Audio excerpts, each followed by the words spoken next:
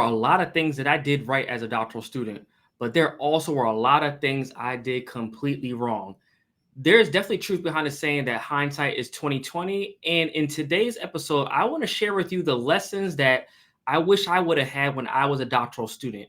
And so I'm going to take you into the backstory of some of the experiences I had when I was a doctoral student and some things that I would do differently and how I'd approach the process a lot differently so that I could even finish faster. My hope is from today's video is that you take these insights and you apply them to your dissertation process and your doctoral journey so that you can finish your dissertation in record time. And for those of y'all who don't know me, my name is Dr. Ramon Goings. I'm founder of Done Dissertation. And our goal at Done Dissertation is to help doctoral students write and defend their dissertation in record time.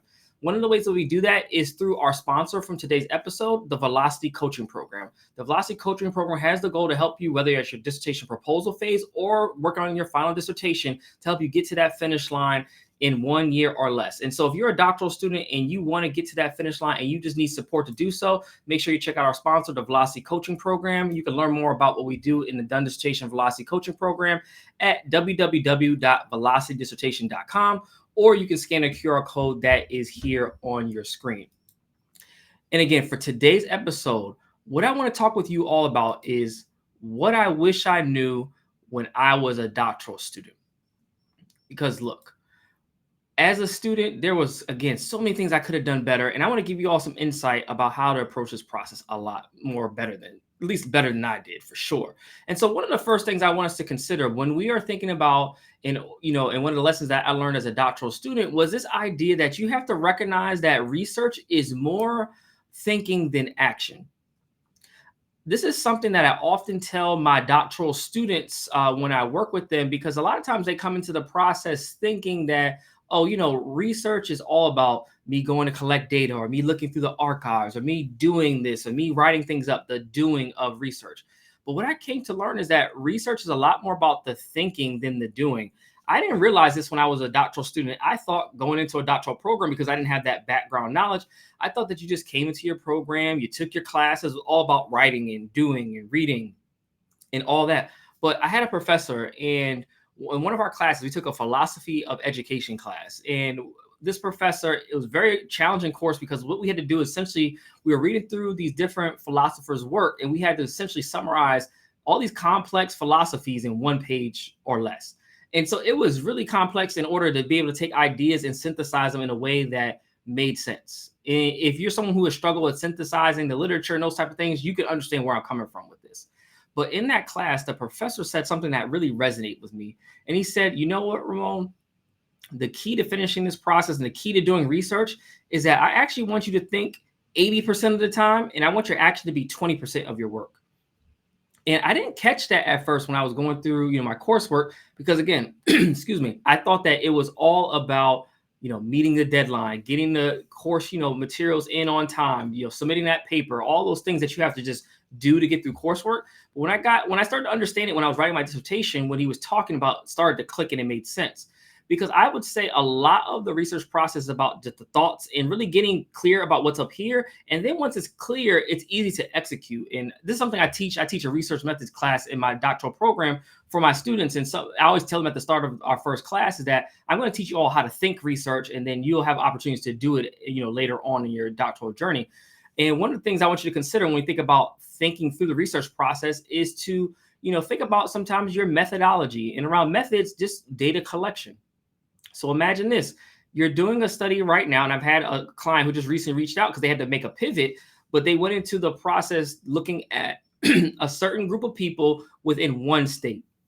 And so for their study, it was a small group already, and then they were looking at a smaller group within like this population within this one state. And what they recognized is because their population was so small, they might have been looking for total in this state, people who fit this identity, probably was about 30 people total. And they recognize that, like, oh my God, I can't do this study as is. Now that I'm going to actually collect my data, I have to expand and make it more nationwide, so I have more opportunity to get a larger pool to draw from for my potential study. This is the thinking part of the research. Again, my client, they hadn't done anything yet. They hadn't collected, but they had to think through this because they recognized they were putting their calls out. They weren't getting the feedback and response from within the one state. So now they expanded their scope and now they're going to get more folks because they expanded. That's a thought process. It's something that oftentimes we don't consider until it's too late. But these are the things that you have to start thinking about as you go through the process. And it was something that was really important for me in my own journey, is when I started to think through the research process. And I'll give one more story about how this kind of played out for me as a doctoral student. One time we were taking a statistics class, and in the class, myself and my colleague, shout out to Dr. Walker, we were in the class, and our stats professor said something to the side to another student, but it resonated with us and we took that advice. And so he was talking about, if you're trying to finish your dissertation, going to the school district that's near our university might not be the best bet, because he's like, I heard, it's taking students about a year or so to get through institutional review board approval of that school district. Myself, Dr. Walker, he can attest to this. We heard that and we're like, what? Is that really a year? No, we're trying to finish up. And so our thought process had to immediately shift in terms of how are we going to do this study in a way that's going to make it more feasible. This is why my dissertation focused on an issue related to higher education, because for me to get access to a K-12 population for the study I initially thought I was going to do was going to be practically impossible. And it was going to add an extra year because of paperwork to my process. And that was something I was not willing to do. So as you're thinking through this, you have to be, consider and recognize that, possibly, that you have to make changes. But this all comes from the idea that, research is more about thinking than the actual doing of it. So this is something that I really wish I would have known going into my program. I possibly would have approached it differently, and definitely throughout the dissertation process, it really helps when you adopt this mindset. So make sure that you do that. Secondly, once you have the ideas around the thought process, because that's really important to research, another thing I considered and I found important was this, what we call the 3Ps for doctoral student success.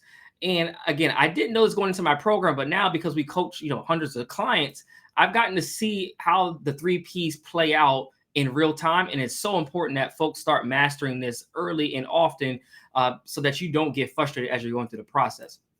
And so you might be asking, well, what are the 3Ps?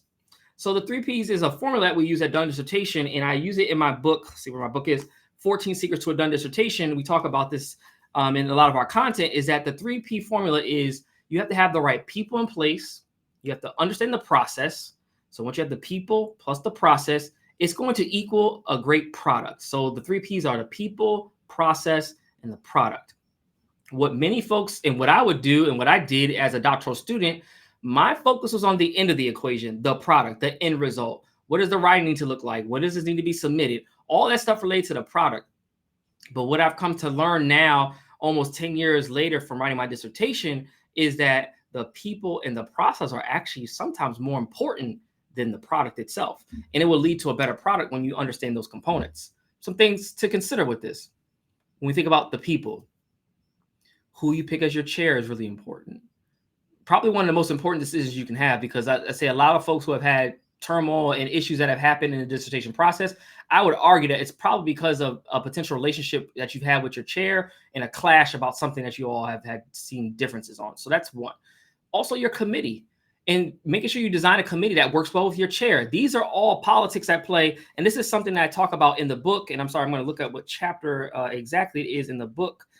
In chapter 4 of the book, this is something to consider, because you have to recognize that, there are going to be people in that committee that you want them being on your side, and you want them being on your chair side. And so it makes no sense if you don't have that type of support, when you could have just chose wisely. So this is the people is really important. And if you want to grab a copy of the book, this book, 14 Secrets, you can click the QR code. It's up on the corner of your screen. I'm sorry, right there. You can see that there.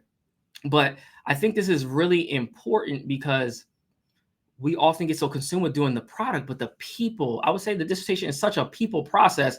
And by the time we recognize it, it's too late. And for me, I was luckily enough, I started to recognize this towards the end of my doctoral program. So I chose my dissertation chair wisely. Shout out to Dr. Grosslin. I appreciate everything that you did for me to help me through that process. And we picked committee members that would make sense and who work well with Dr. Grosslin. And we had a great tight-knit group, and each person had their own expertise in a particular area that was extremely helpful for me. And in the book, I talk about ways to select committee members and the types of committee members you would want to have. So definitely grab a copy of the book. It'll probably be very helpful for you as you're thinking through the process. But with that, when we think about the people, that's one thing. But now the process, because I see a lot of folks go wrong, and I started to go wrong in this journey because I didn't understand how the process worked. And I used to get frustrated at times with my chair because I would submit a chapter for review, and she would always say, "All right, Ramon, it's on my docket, it's in my queue. Wait a couple weeks." And I was like, "Can I get it now?" Like, I was so anxious to get this thing moving forward. And I've seen this play out for now our clients and students that I've talked to around the country at this point when I'm doing lectures, that have tried to be so aggressive with getting feedback and things like that, that they push and prod their chair, rather than just having a conversation and getting clear on expectations around how long does it take to get feedback. And if you're watching this and you don't know how long it's going to take you to get feedback from your chair, that is a question I want you to pause this video and send an email to your chair now, because I think it's an expectation piece that sometimes as students, you might think, I want feedback in, say, 3 to 5 days, where your chair is like, look, I'll get you feedback in 3 to 5 weeks. You all are in different places. Y'all are not the same. And so make sure that you have that conversation immediately. But again, this is the process stuff involved, but it involves the people, but the process components of this thing is really important. And when you mesh those together, understanding the right people and understanding the process, it lends itself to creating a great product. I mean, of course, you're going to do some of the writing and things that you need to get through the process, right? You got to have strong writing and all those things. But that is something that can be taught. Literally, it can be taught. And it's something that one of our trainings called Elevate Your Academic Writing. It's completely free training. You can get access to it by scanning the QR code here at the bottom.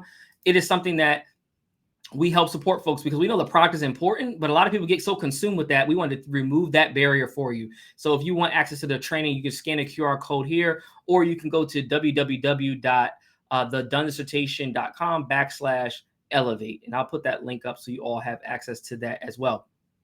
But these are the things that are so important as you're thinking through this process, because before you know it, you're going to be writing, you're going to be working with the committee, and you're going to need to know how to do certain things and how to work with people in a particular way so that you get the end result of what you want, which is to get out of the dissertation process. So just make sure that you are crystal clear on what expectations are and have your people in place, understand the process, and you will have a great product. Now, when we think about the importance of the 3 Ps, the next component that I want us to consider from here is this idea that you have to quickly learn how to understand and how to cope with feedback. Understanding how to cope with feedback is such an important skill, and it is one that you are going to need now and you're going to need for a long time. Feedback is the way you get out of this process, and the faster you learn how to cope with it, the better off you will be.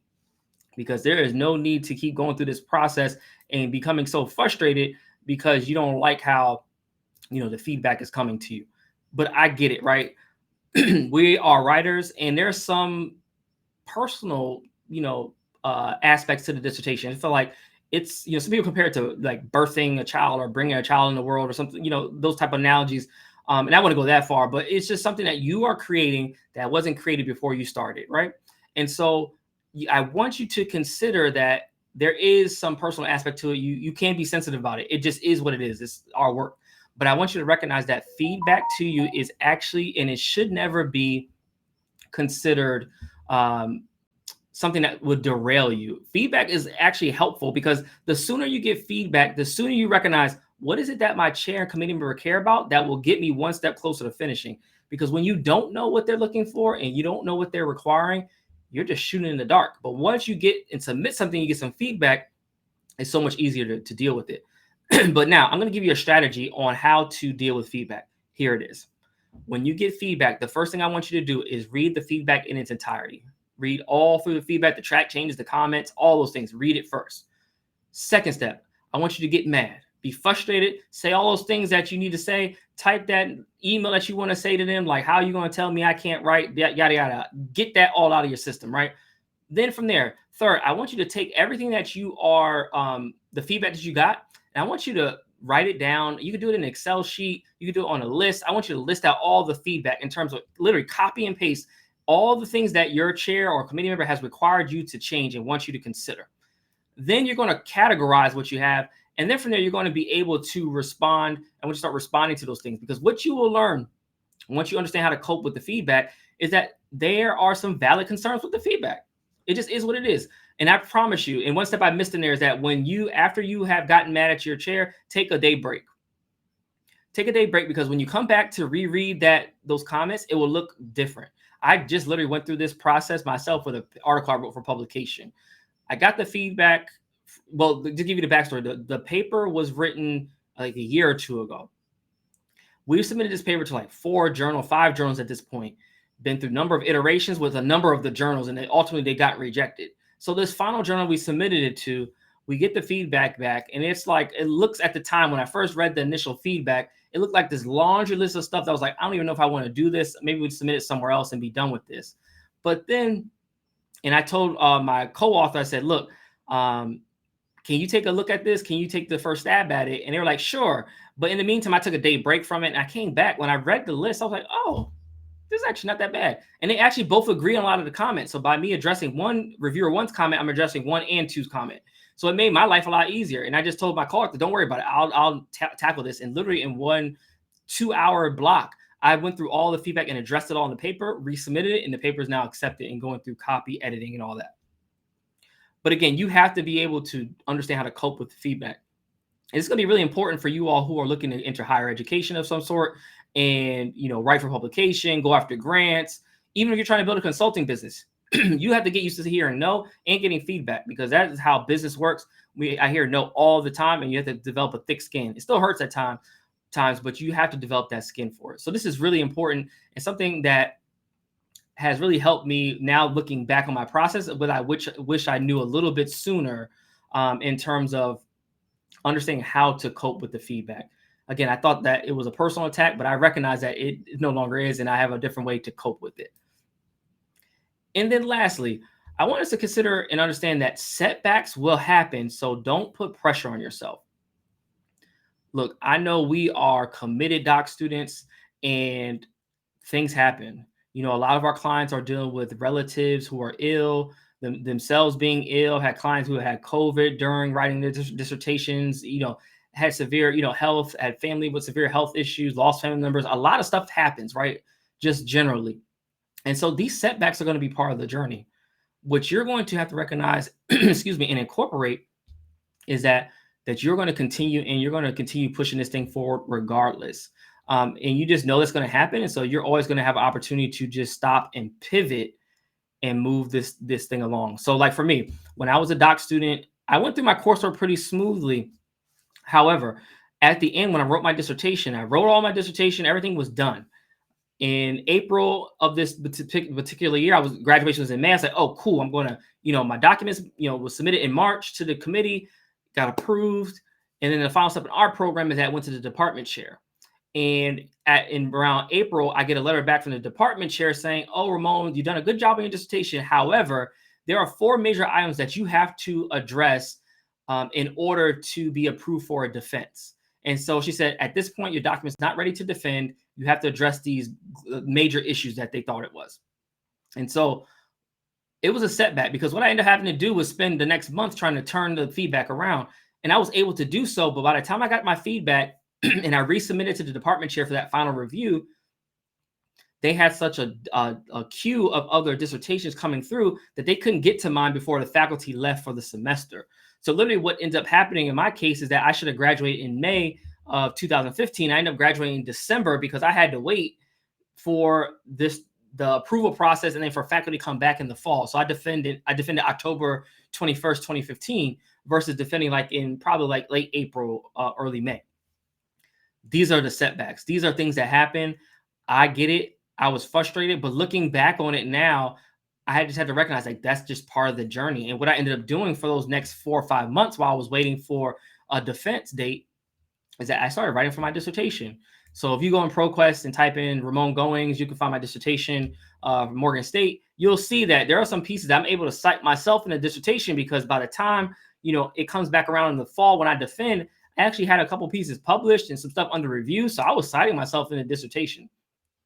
It turned to be a great catalyst for me to transition to a faculty role because I had that time to write. So looking back, there were things that I was frustrated at the time. So definitely be frustrated with that, but just know that there is an opportunity to still have success, to still achieve the goals that you want, but it always might not happen in the specific timeline that you want.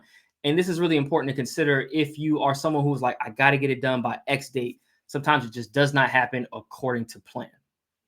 So with that said, I hope this episode was helpful for you as you start to think through, some of the lessons that I learned throughout my journey as a doctoral student and some things, insights that I have now, being on the other side almost 10 years later and having, coached over 100 students through this process and some things that I just picked up along the way. And if you find that at this point, like you've done the things that you can do by yourself, but you need that expertise on your side to help you, steer and navigate through the dissertation process, I would invite you to apply to the Done Dissertation Velocity Coaching Program. It is a coaching experience designed to help you write and defend your dissertation. So if you're interested in learning more, you can go to www.velocitydissertation.com, or you can scan the QR code that is here on your screen. With that said, I want to say thank you so much for watching this episode of From ABD to PhD Show.